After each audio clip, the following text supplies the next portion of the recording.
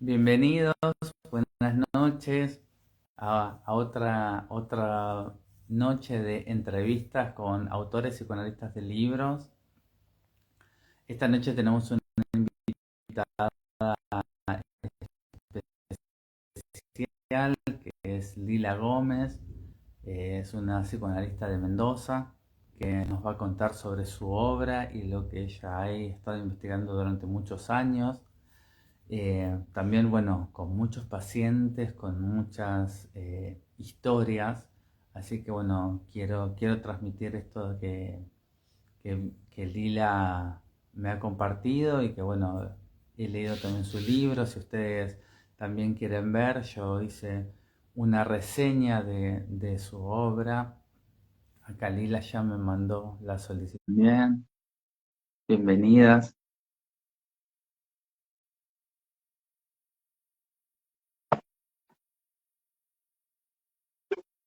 ¿Estás, Lila? Sí, aquí estoy. ¿Me escuchás bien? Yo vos sabés que te escucho, pero no te veo. ¿Vos me ves a mí? ¿Ves la pantalla partida? Sí, perfecto. Bueno, yo no te veo. A ver, no sé si alguien del público nos cuentan si nos ven a los dos, porque este tipo de cosas ha pasado ya otras veces. Ya no es la primera vez.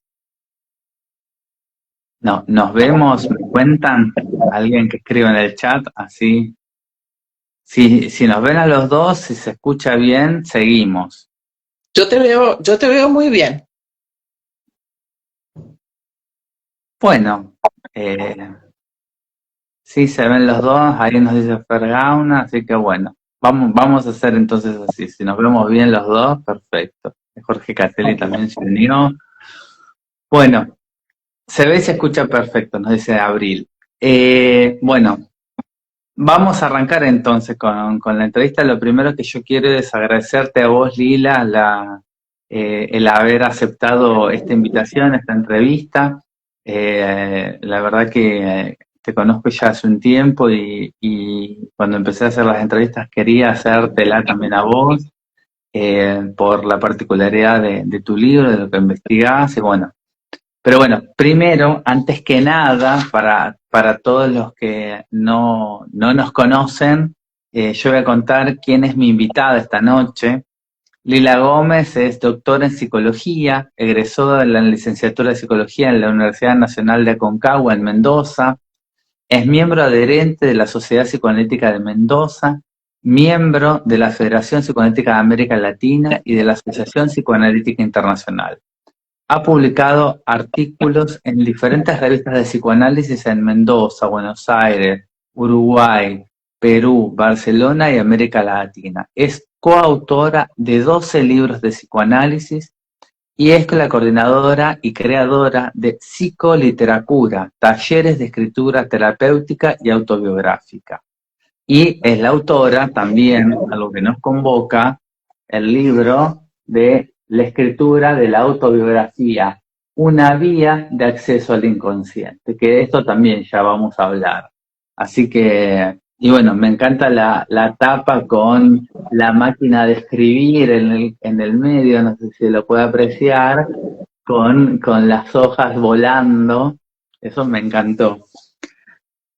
Bueno, Lila, antes de meternos con el libro, vamos por un lado primero con vos y con algo particular de tu historia que es a mí lo que siempre me gusta arrancar preguntando es, eh, ¿qué libro o qué historia vos te acordás de tu niñez, de tu infancia, de tu juventud? ¿Qué libro te acordás? Bueno, buenas noches. Un gusto estar acá, Diego. Bueno, Una alegría la invitación. Eh, Libros de cuando era pequeña. un libro que te acuerdes, que para vos haya sido importante, significativo, o algo uno que recuerdes ahora. Ujú. Se me vienen los clásicos, los cuentos clásicos, ¿no? Eh, el de las alubias maravillosas, me acuerdo. Cuando yo era chiquita había una enciclopedia antigua Sí. era de mi mamá, que era El Tesoro de la Juventud. El Tesoro de la Juventud era como un libro para mí mágico porque era una enciclopedia, pero que no sé, de principios del siglo pasado, bien Ujú. antiguo. Y estaban sobre todo los cuentos clásicos, ¿no? Me refiero a los Los de, hermanos Grimm, sí, los claro, de Hermanos Green, los de Andersen. los de Andersen.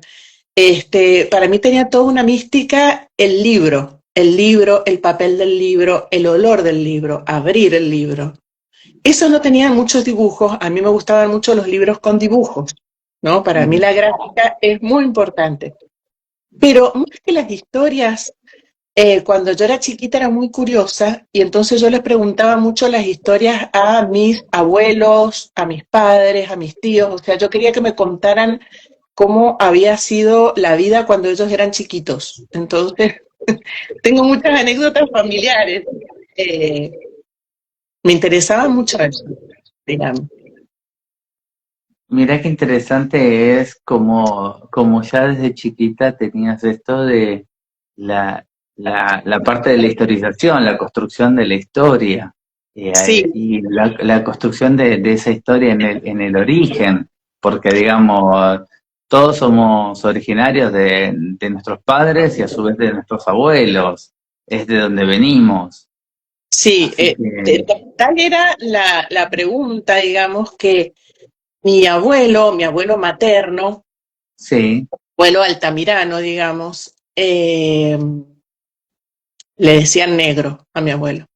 Se Ujú. llamaba Medardo.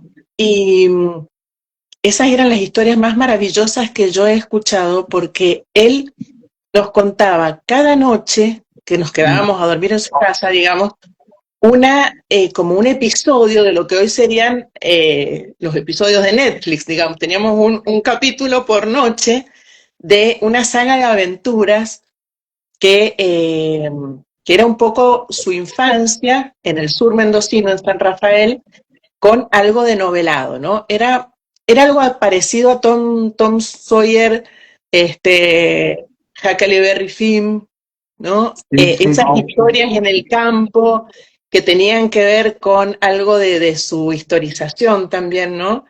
Y donde habían otros personajes que eran, por ejemplo, uno se llamaba Chupino, otra era La Gorda, otra era Doña Carmen Bordón, o sea, personas que yo creo que se tornaron en personajes, pero tenían que ver un poco con la historia ficcionada de mi abuelo, ¿no? No, Eh, no, no, hermoso, hermoso, porque realmente ahí, a ver, hay una parte de historia en esto, hay una parte de esto, de construir y de, a ver, este mundo de la fantasía que, a ver, se llega en un punto con esto de las historias de los cuentos, pero bueno, vos también tenías toda esta parte de estas historias orales que te daba tu abuelo, que me encanta. A ver, durante muchísimos siglos o miles de años, las historias fueron así, fueron orales y fueron esas transmisiones. sí, Eh, sí, la verdad es que tenían una riqueza porque además él pasó la gripe española, la llamada gripe española, ¿no? Estamos hablando de 1917 más o menos, eh, y otras epidemias donde murió mucha gente.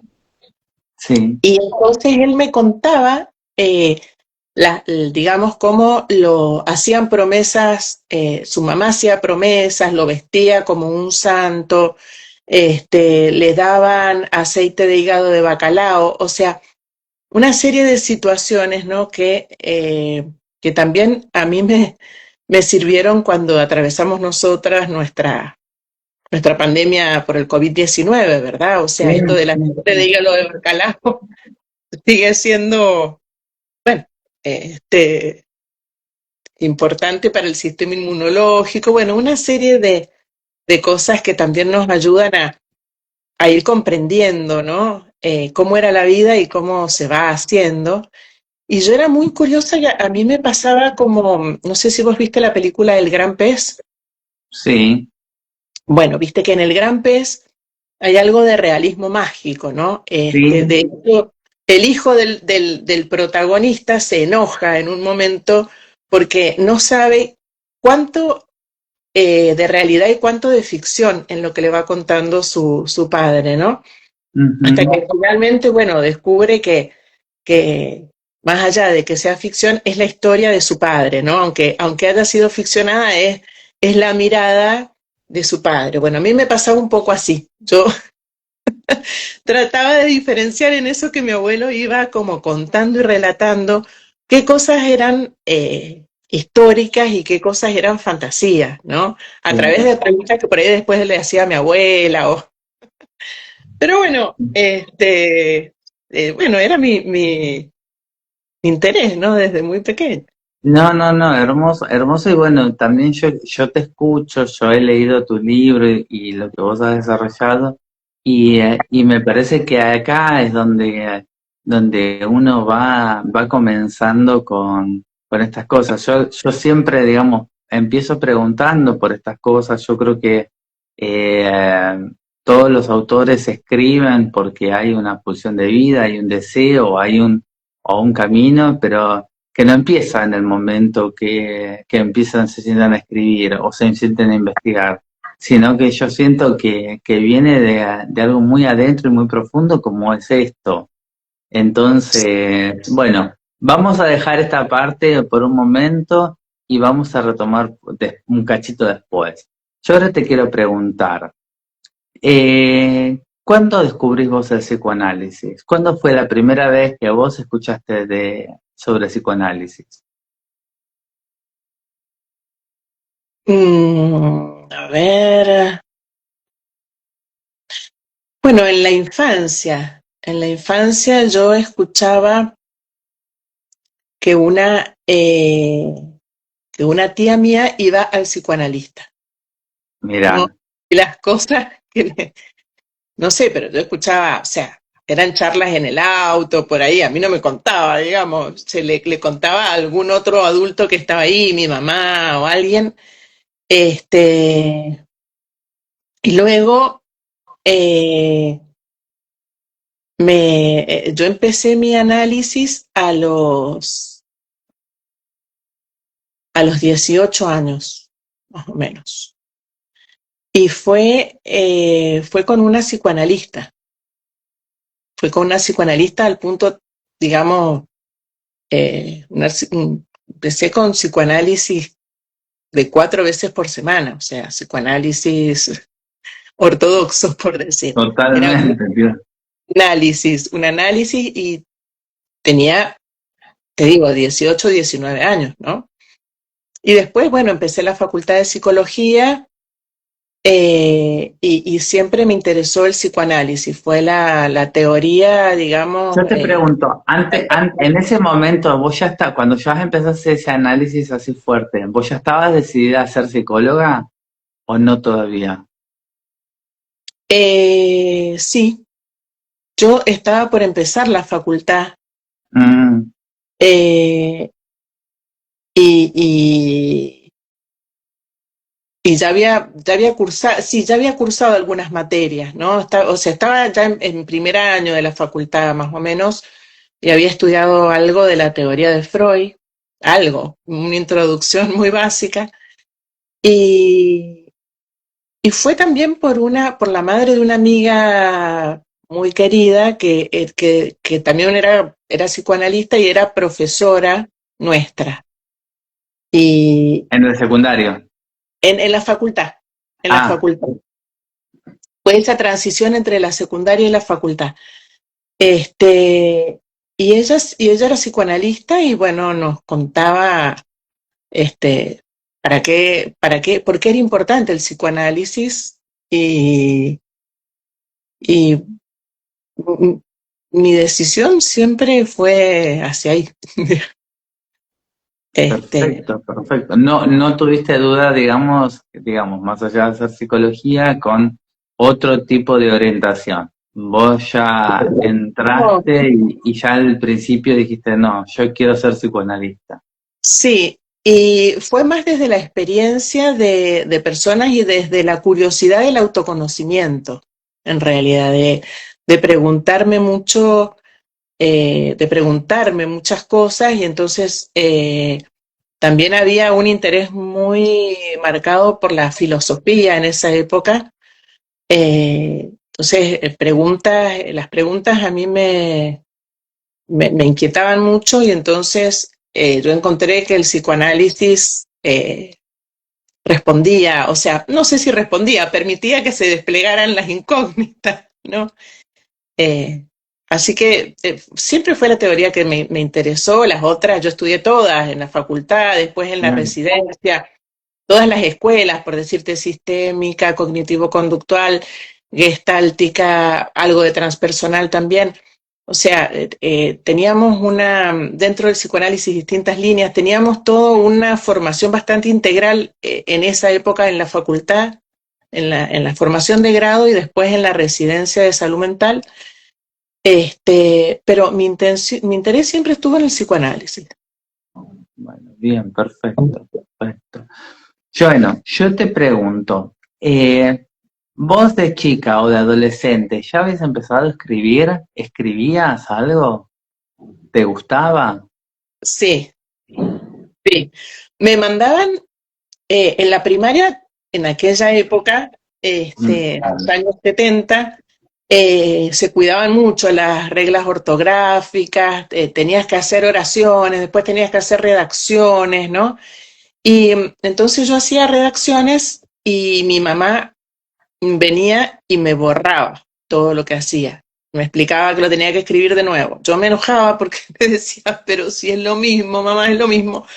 Bueno, mi mamá era una persona, mi mamá se ha dedicado mucho a la escritura Ah, mira, por deseo, por voluntad, o sea, no tanto desde lo académico, sino desde la poesía y cuentos, digamos, digamos, toda su vida. Y entonces ella me, y fue a talleres literarios también, pero ella entonces me corregía mucho, ¿no? Y, y bueno, me interesaba escribir, escribí, me acuerdo los discursos de fin de año, me toca el discurso de fin de año de la primaria y de la facultad. Me los pidieron mira, a mí en aquella época, pero yo empecé a escribir como forma espontánea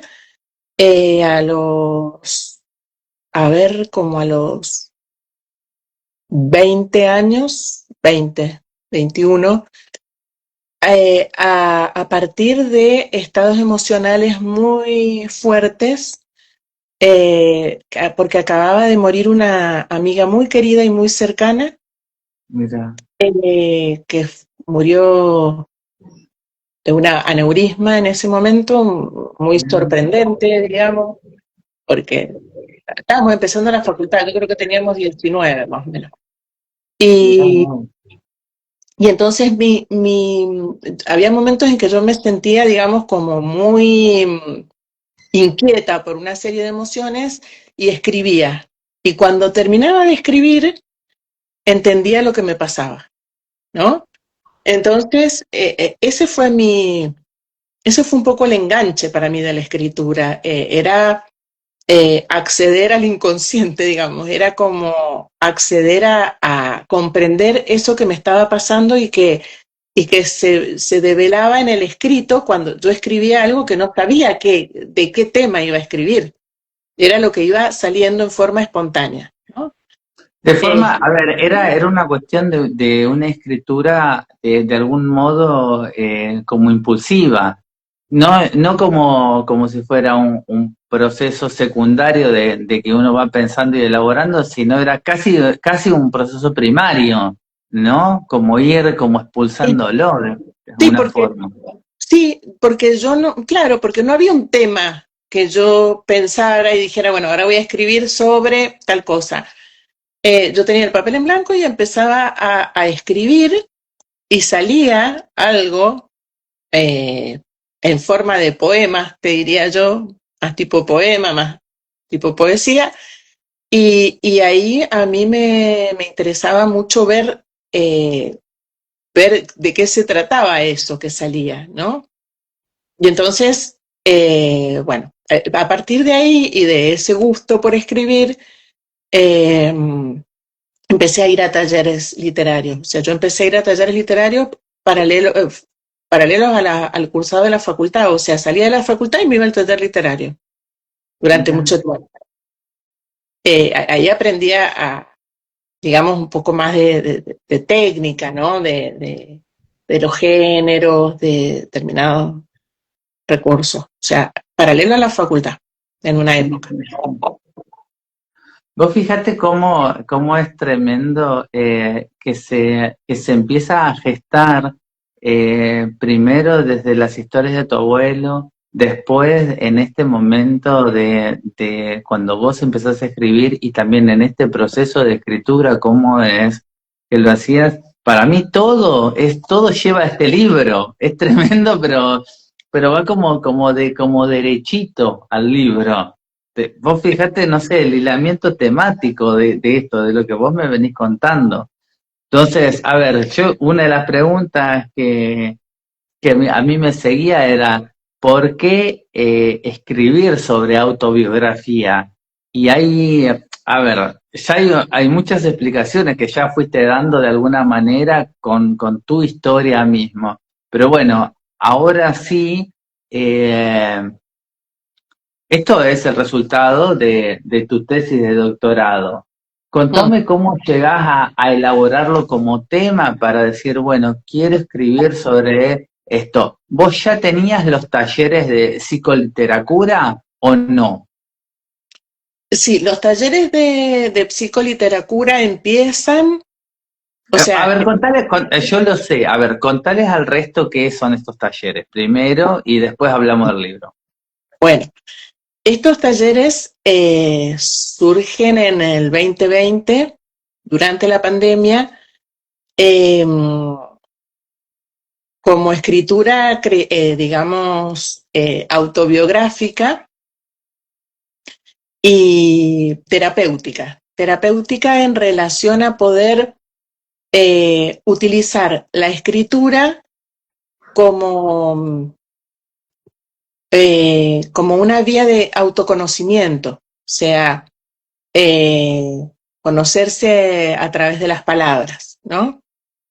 Eh, la propuesta es esta, o sea, poder a través de distintas consignas, poder encontrarse con la hoja en blanco o con la computadora, pero poder volcar y escribir una serie de cosas que surjan sin pensar, digamos, sin pensar previamente, sino lo que surja, ¿no? Lo espontáneo.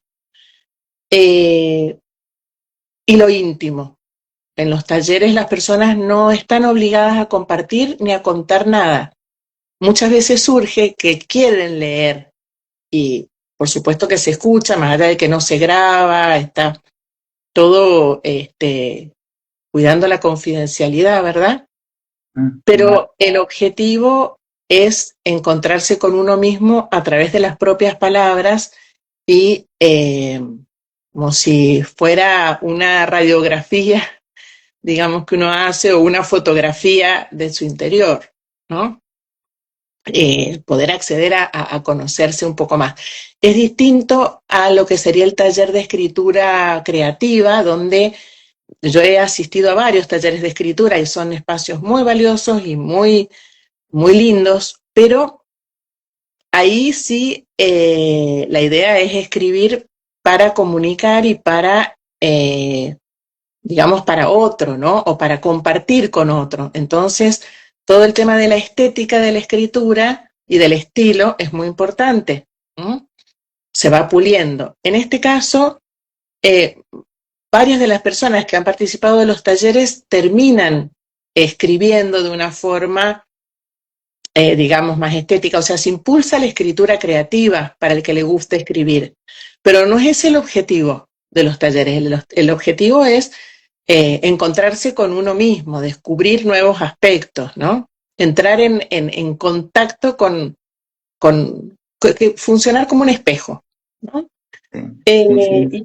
y esto empieza en el 2020, surge en el 2020 y se va desarrollando, bueno, lo desarrollo hasta la actualidad. He tenido varios grupos, cada grupo con una característica. Yo trabajo online también porque la invitación es como a jugar, como si fuéramos niños, ¿no? Entonces, como cuando éramos chiquitos que nos armábamos la casita en el árbol, o un fuerte, una tienda, lo que fuere, un castillo. Entonces, bueno, la idea es que cada uno pueda prepararse un ambiente con algo rico, con algo que le guste comer, tomar, música, lo que sea, de forma tal de, durante el taller, poder escribir, pero cada uno en contacto con su propio ambiente y en su intimidad, ¿no? Entonces, digamos, el dispositivo online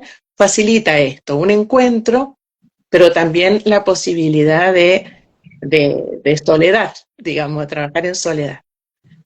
Eh, Es un encuentro íntimo, a ver, que es, entiendo perfectamente que, a ver, lo que vos decís, un taller literario convencional, por decirlo de alguna forma, tiene que ver con esto de transmisión o de un mensaje o de un para un otro.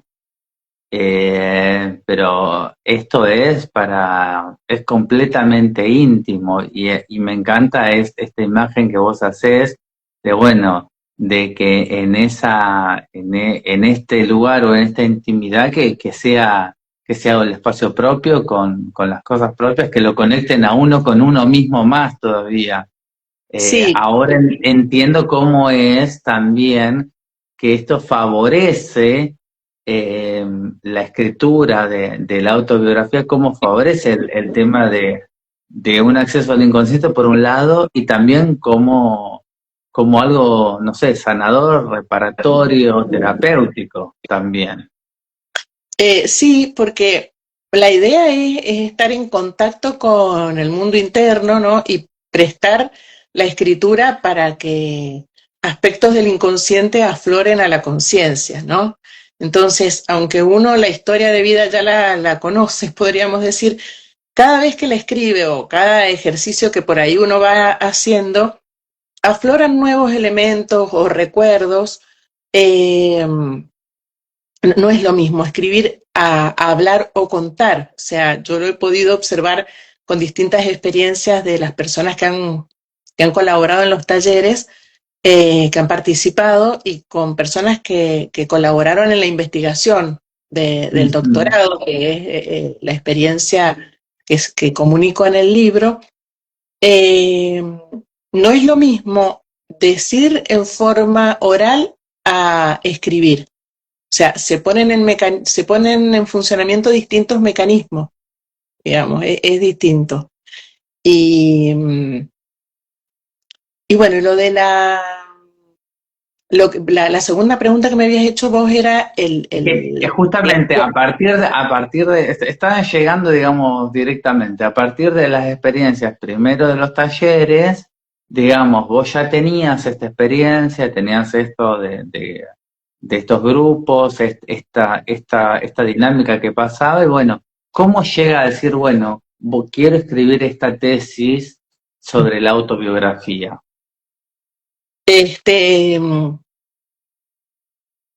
la tesis surgió,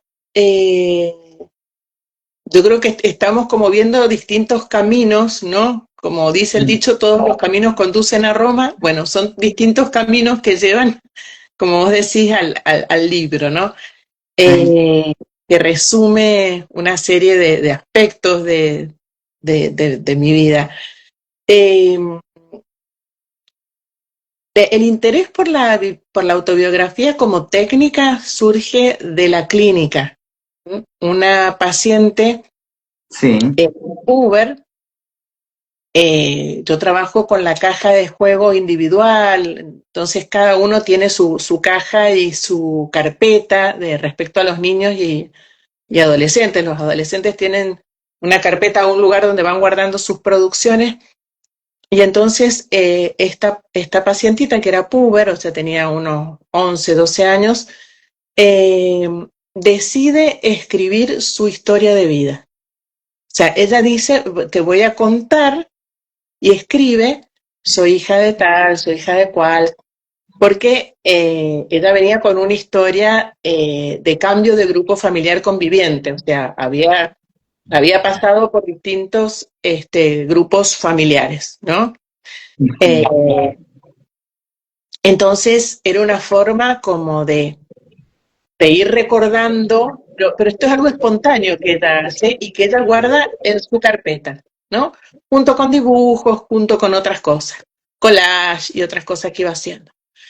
Y pasado el tiempo, ella misma agarró su escrito autobiográfico y dijo, pero esto está mal, porque a mí acá me falta no conté de una hermana que me acuerdo que tuve, porque bueno, ella fue cambiando de grupo de convivencia, como te explicaba, y entonces la volvió a escribir y agregó, digamos, temas o datos que se acordaba. Y después, años después, también la vuelve a escribirla y a agregar cosas, ¿no? Entonces, me pareció que era una herramienta muy interesante para poder historizarse, ¿no? Que es un poco lo que hacemos en un análisis, Totalmente, totalmente. La importancia de esto, de la historización. tal cual, nos vamos contando quiénes somos, vamos revitalizando ese escrito, esa mirada, este, eh, vamos, es algo flexible que va fluyendo, ¿no? Porque tiene que ver con el recuerdo, porque tiene que ver con la autoficción también. Con lo que uno va ficcionando, lo que uno va recordando, lo que uno va rellenando en los vacíos némicos, bueno, y va tratando de describirse y de historizarse, Sí, digamos, sí, ¿no? sí. Entonces, con esta paciente es la que vos comenzás a decir, bueno, acá hay algo de poder ir historizando y de ir profundizando en esto. Sí, esta paciente me impulsa a, digamos, como que me resulta muy llamativo este elemento que ella trae. Yo tomaba la escritura, yo tomaba la técnica de la autobiografía, pero la tomaba en forma oral. O sea, yo le pedía en las entrevistas diagnósticas o en los psicodiagnósticos o digamos, en los informes que por ahí me tocaba hacer de acuerdo a distintas épocas donde he trabajado con distintos motivos de consulta, yo pedí un relato de la historia de vida, pero lo escribía yo. Luego descubrí que era más valioso que la persona lo escribiera, porque esto es lo que promueve el libro, ¿no? Uno puede tomar otros aspectos del grafismo, de los actos fallidos, en los verbos, en los artículos, eh, la forma en la que escribe, la forma en la que liga o separa los puntos. Vos haces un análisis realmente detallado digamos, de varios aspectos, como todo esto que estás mencionando, pero digamos, de una forma muy sistemática como para poder leer entre líneas todavía todo esto, no solamente lo que dice, sino cómo lo dice, cómo lo escribe. No, realmente hay tu análisis de esa historización o de esto me parece muy importante, muy detallado. Sí, vos sabés que a mí lo que me pareció interesante en todo esto, Diego, es que es una producción genuina del paciente, ¿no? O de la otra persona. En el paciente estoy hablando en el caso de que se utilice en consultorio, pero podría esto, o sea, la escritura de la autobiografía puede utilizarse en otros ámbitos, ¿no?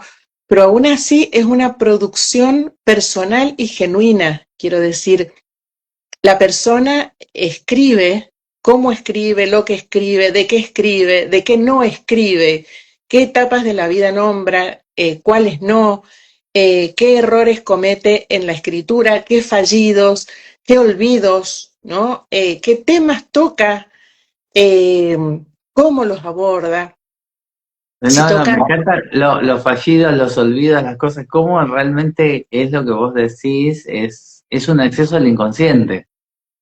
Sí, y es una producción, como te decía, genuina en la que el otro no interviene, ¿no? Funciona, por eso digo que funciona como una radiografía o como una foto que luego va a ser eh, trabajada, tamizada, en el vínculo con el otro profesional. Puede ser un profesional de la salud, o sea, puede ser un analista, un psicoterapeuta, o puede ser bueno, en otro ámbito, ¿no? Me refiero, sé, un trabajador social o una persona de las ciencias sociales que trabajan con historia, ¿no? Sí, Eh, pero es la producción, es el rasgo personal, o sea, Winnicott diría el gesto espontáneo, ¿no? Después sí. se va a trabajar y se va a tamizar y después va a haber una interpretación de ese otro que la lee y va a haber una interpretación de uno mismo y uno va a ir haciendo distintas interpretaciones de la propia letra, ¿no? Por eso yo propongo escuchar la letra, escuchar la letra, o sea, uno va a ir haciendo distintas escuchas, distintas lecturas de eso que quedó escrito a Sí. través del tiempo, ¿no? Va a poder escuchar otras cosas de eso. Eh, pero es algo personal y genuino, por eso me parece importante. No ha pasado por el tamiz de la mirada, por el sesgo del interlocutor. Sí. Bueno, que esa, vuelvo a decir lo mismo, esa es la diferencia grande de un taller literario clásico que, digamos, hay una corrección y una recorrección y que el texto tiene que estar pulido y no sé qué para que se entienda, para que esto, para que lo otro. Y no, esto al ser tan propio, tan único, no hay una corrección y es en esa no corrección es que se puede entrar a ver un montón de cosas. Yo me imagino, no lo sé, vos me lo dirás, pero bueno, quizás a vos hacer que el paciente haga esta autobiografía en las primeras sesiones o en las sesiones diagnósticas. Vos empezás a trabajar con él y después recurrís a la historia y ves, a ver, ¿qué olvidó y qué fue surgiendo en las sesiones que acá no estaba? ¿Es así? ¿Funciona de esa manera? ¿Trabajás así? ¿Sirve así o no? Sí, uno puede volver a eso que quedó escrito, a Ujú. este escrito, a datos que se escribieron, a datos que quedaron, digamos, olvidados. Yo trabajo, después de que la persona escribe, Sí, leemos, o sea, la persona lee eso que escribió. ¿Mm? sí, O sea, lo leo yo y trato de observar y a veces lo tipeo, ¿no? Porque muchas veces las personas escriben manuscritos, eso es lo que me parece más valioso, sí, porque tiene una dimensión neuropsicológica por la conexión, digamos, ¿no? Del sistema límbico con la escritura. sí, De lo que dicen los estudios, las investigaciones, es que si la persona escribe a mano, y, por ejemplo, usa letra cursiva, hay más ligazón con lo emocional. Si escribe en imprenta, hay cierta distancia. separación, por decir, o distancia, y en computadora es otro es otro funcionamiento, ¿no? Porque, bueno, uno escribe, pero bueno, es otra la activación neurológica, podríamos decir. Sí.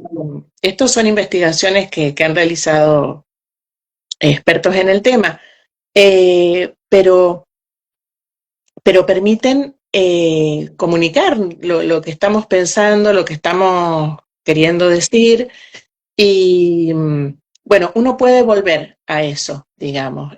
La persona está leyendo lo que escribió, eh, y a veces yo pregunto por algunos temas que están como esbozados o por algunos errores. Por ejemplo, hay una persona que hablaba del padrastro que había fallecido, y, y habla de que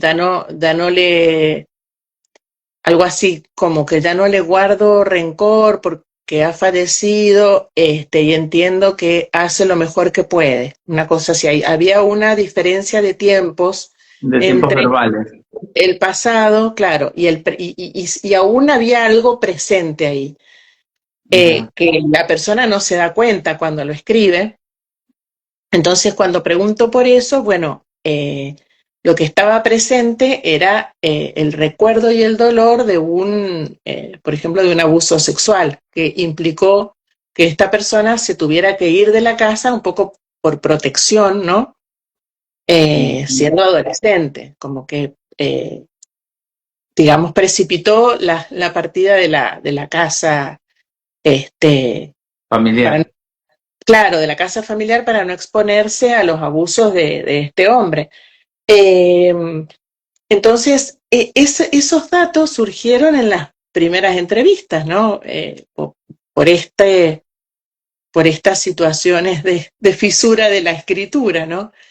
Y también permite ver, por ejemplo, cuando las personas, o sea, qué tipo cómo sería, un investigador hablaría de cómo se accede a los datos y cómo sería el manejo de los datos, porque hay personas que relatan fundamentalmente hechos, ¿no? Situaciones que han ocurrido en la vida.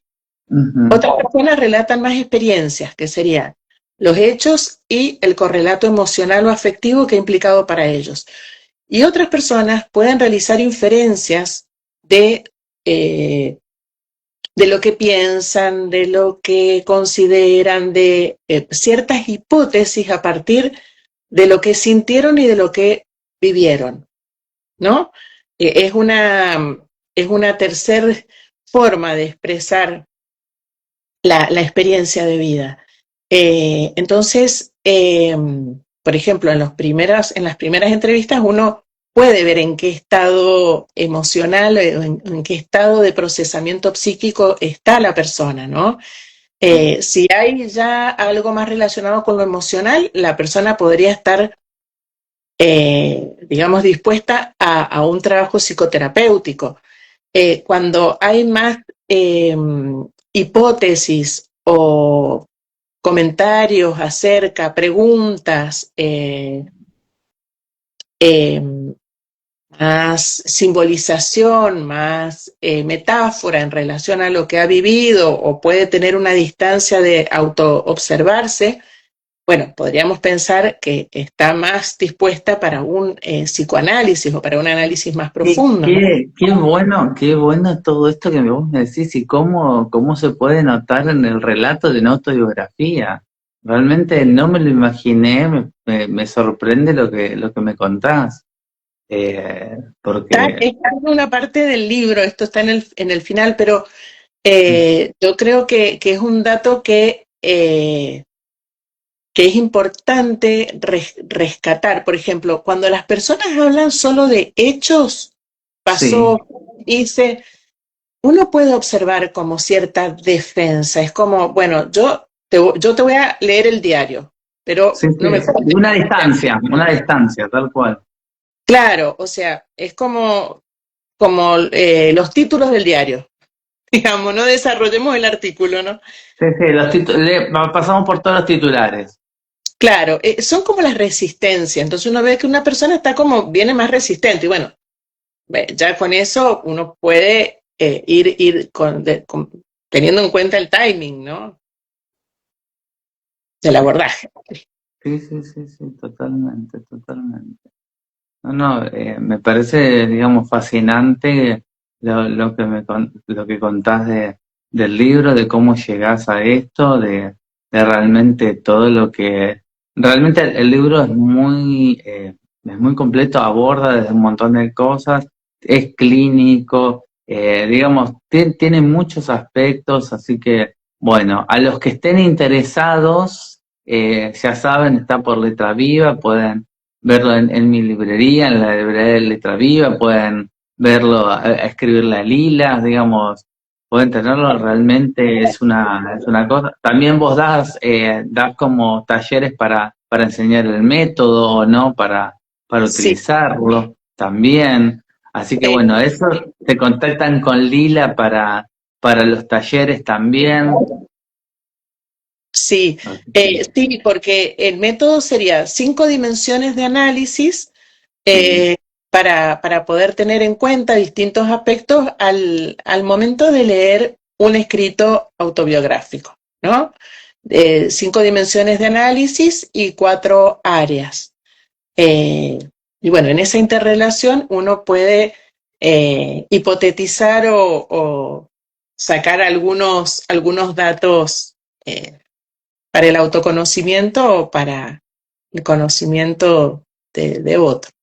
sí, sí, sí, sí, un paciente. La verdad que me encanta todo esto. No sé si querés contar algo más del libro. Yo tengo toda una serie de preguntas, pero ya no van con el libro, sino ya van más con vos. Si querés contar algo que quizás no hayamos dicho del libro. Eh, que lo que yo contaría del libro es que se trabajó con 50 autobiografías, ¿no? Eso, 25 pacientes, eso, 25 pacientes y 25 no pacientes, y que las dimensiones de análisis que yo propongo surgieron de los escritos autobiográficos. O sea, esto es lo valioso de realizar una investigación que en este caso fue cualitativa y cuantitativa, o sea, fue mixta, ¿no? Y en esto yo valoro muchísimo la formación que recibí en la Universidad del Salvador para poder realizar el doctorado en psicología.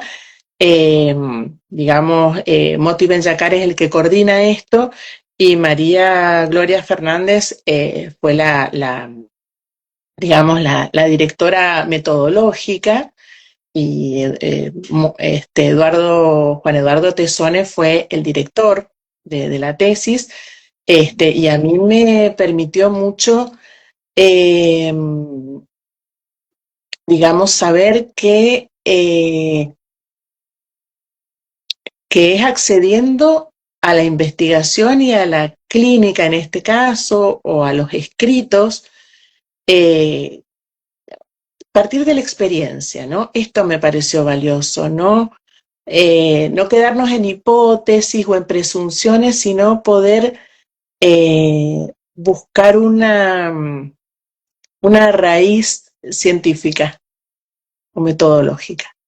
sí, sí, sí. Me parece que es muy importante esto que vos comentás de que, digamos, no es algo inventado así, sino realmente algo, una investigación y que a partir de todo esto, estos 50 casos, hiciste, digamos, esta forma de análisis. Me parece excelente, me parece excelente.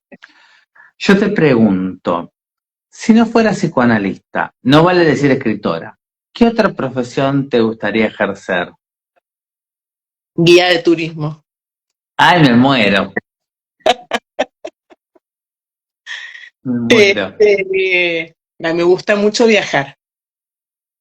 Y guía de turismo. Bueno, Profesora de excelente, geografía, entonces. excelente. ¿Qué profesión no te gustaría tener? Eh, ¿Qué profesión no me gustaría tener? A ver, ahí se me complica más porque yo soy muy curiosa y todo me parece que puede llegar a ser interesante, ¿no? Para hacer. Bueno, Eh, una que no, a ver, decís esto, no. bueno, cirujana, médica cirujana no, más allá de que yo considero que un análisis, cuando entra un paciente al análisis, yo considero, y le digo por ahí que entran a quirófano, o sea, que tratamos de que sea lo más limpio y encuadrado, pero no me gustaría ser médica cirujana. Perfecto, perfecto. Eh, no sé, capaz que ya lo contaste o podemos considerarlo, pero bueno, ¿cuál sería el recuerdo más feliz de tu infancia? A ver, eh, jugar en el mar con mis primos, eh, con mi familia, las vacaciones que en general eran en Mar del Plata, Hermoso, hermoso, hermoso. Mar del Eh, Plata. ¿Qué cosas te hacen reír? Eh, Me gusta mucho el humor, me valoro mucho poder reírme, digamos.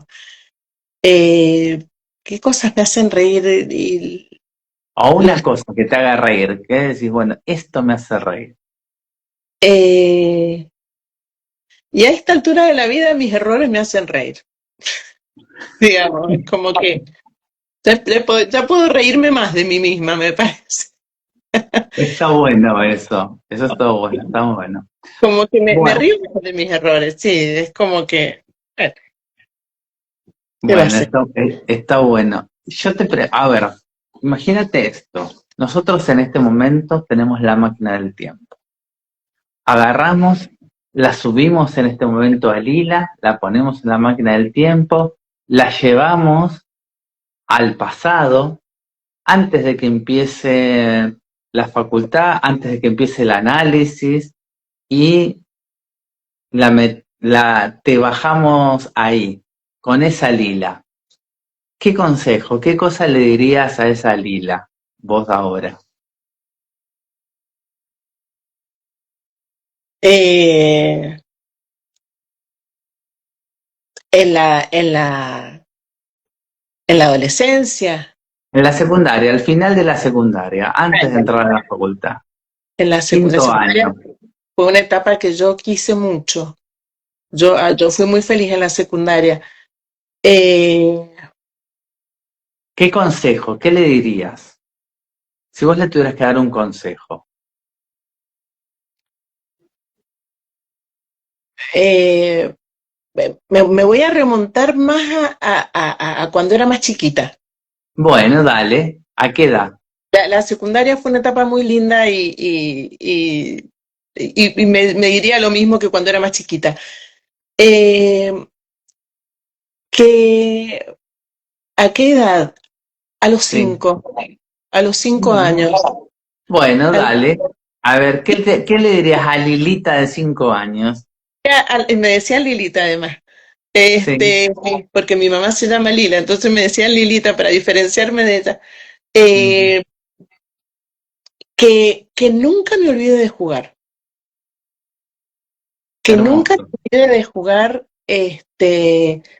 que nunca me olvide de descubrir, ¿no? De investigar, de descubrir y de jugar. O sea, yo creo que tenemos que tener un momento en el día para poder jugar. Jugar, Bien.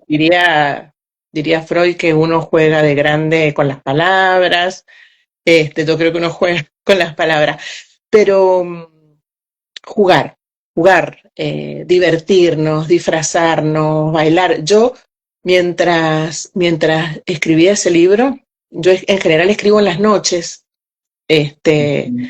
a mí me gusta mucho más escribir en las noches, pero me sale más, además, es como algo que uno por ahí no. no se lo propone, ¿no? Pero bueno, Ujú. entonces yo me suelo poner música y yo bailo una canción que me gusta, sigo escribiendo, me divierto. Para mí es algo lúdico, digamos. Bueno, hermoso. ¿Qué significa para vos ser psicoanalista? Bueno, yo creo que ser psicoanalista es mucha responsabilidad, o sea, es muy serio, es como cirugía cerebral, por ahí digo yo, o sea, uno entra a operar a operar justamente en situaciones de lo intrapsíquico, ¿no? Como si yo siento que es como que me meto en la mente, pero es simbólico. A mí me costaría más hacerlo en el cuerpo. Esto es más simbólico. Eh, Ser psicoanalista es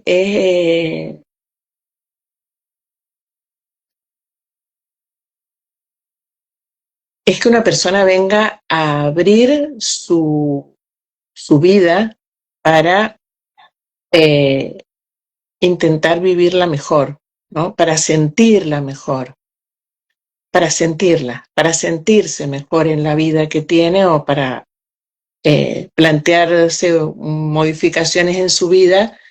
Y yo creo que es mucha responsabilidad respecto a que el tiempo es vida, ¿no? Y entonces, eh, bueno, me parece que es muy significativo y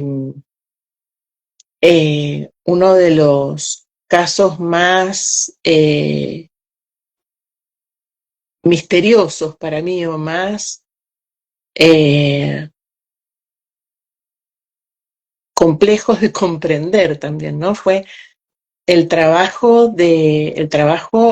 o sea, la utilización de la técnica del psicoanálisis para trabajar con un niño que vino con delirios y alucinaciones. O sea, yo lo veía en mi consultorio matando arañas imaginarias, ¿no? Ujú. Vino muy medicado, llegó muy medicado, un chico que no, digamos, no lo querían inscribir en los colegios públicos, o sea, en los colegios comunes, públicos o privados, no importa, pero digamos, de una educación eh, pública, lo mandaban a colegios diferenciales. eh, y, y que a través de la supervisión y de un trabajo muy arduo, digamos, como psicoanalista, digamos, dejó de estar medicado y eh, terminó en una escuela común y hoy está en la universidad, ¿no? Y tiene amigos y, yo- y no deja de ser un misterio, ¿no? Porque uno utiliza la técnica, supervisa, lee, estudia, escribe también, pero eh, es muy misteriosa aún la psiquis para mí y eso es lo que me parece que más me interesa del psicoanálisis, ¿no? Qué Eh, hermoso lo que me contaste, hermoso lo que compartís y que también, como vos decís, qué responsabilidad, pero qué recompensa también tenés en todo esto de poder intervenir en el dolor, intervenir en el sufrimiento del otro y poder ayudarlo a caminar y a sanar. Así que la verdad que yo te agradezco por esa experiencia hermosa la que me contaste. Eh, yo tengo una última pregunta, que es, imaginemos muchos años en el futuro, muchos años en el futuro, se termina la vida, Lila va al cielo, pero en la puerta del cielo no está San Pedro, ahí está Dios. Agarró Dios, le sacó las llaves a San Pedro, lo mandó a una nube y está ahí paradito en la puerta. Y llegás vos, te parás frente a Dios y antes de entrar al cielo, ¿qué te gusta? Mi pregunta es esta, ¿qué te gustaría que Dios te dijera en ese momento? Eh,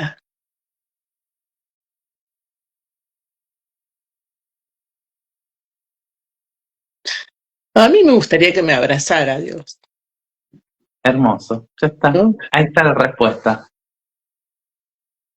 No, abrazar. Perfecto, perfecto.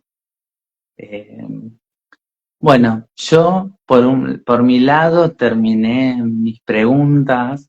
Eh, no sé si vos querés contar algo, querés decir algo, querés terminar esta charla, esta entrevista contando, diciendo lo que quieras, es todo tuyo.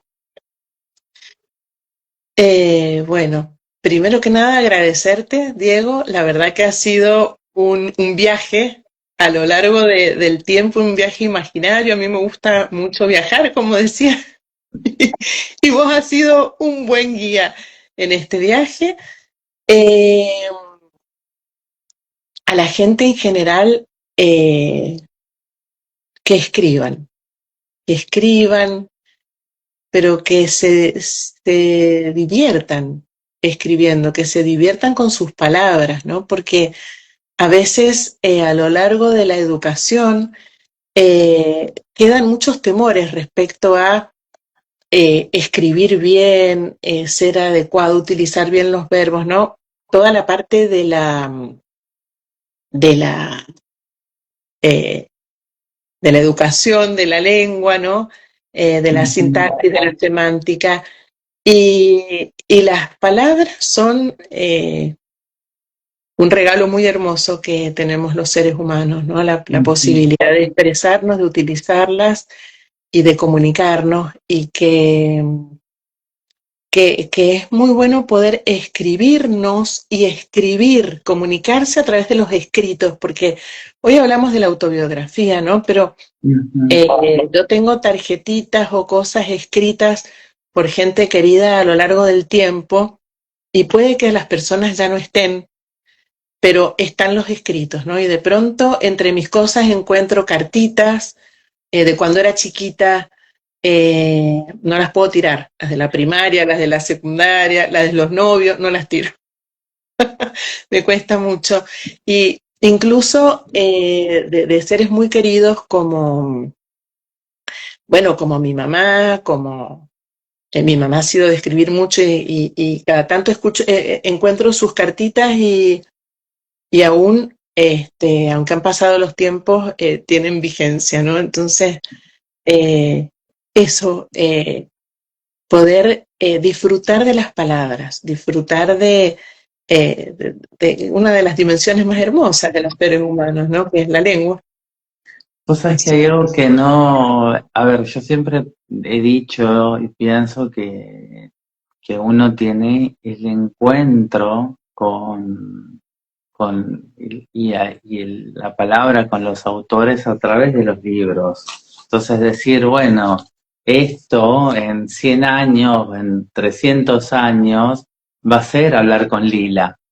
Pero sin embargo, esto que vos me decís realmente, que no es necesario llegar a un libro, sino ya tener esto del papel, de una carta, de una nota, de un te quiero, de alguien hacia alguien, ya es un diálogo. Y la verdad que me llevas a eso y me encanta pensarlo y te lo agradezco.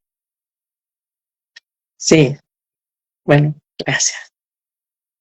Bueno, buenas noches a todos. Entonces les agradezco, como pasó muchísima gente, mucha gente saludando, así que bueno, les agradezco. Esto va a estar grabado también en Facebook y luego en YouTube, así que bueno, los espero para el jueves que viene, el miércoles que viene. Vamos a pasar los miércoles, a empezar a hacer otras entrevistas con también autores psicoanalistas. Así que bueno, muy buenas noches a todos, muchas gracias Lila.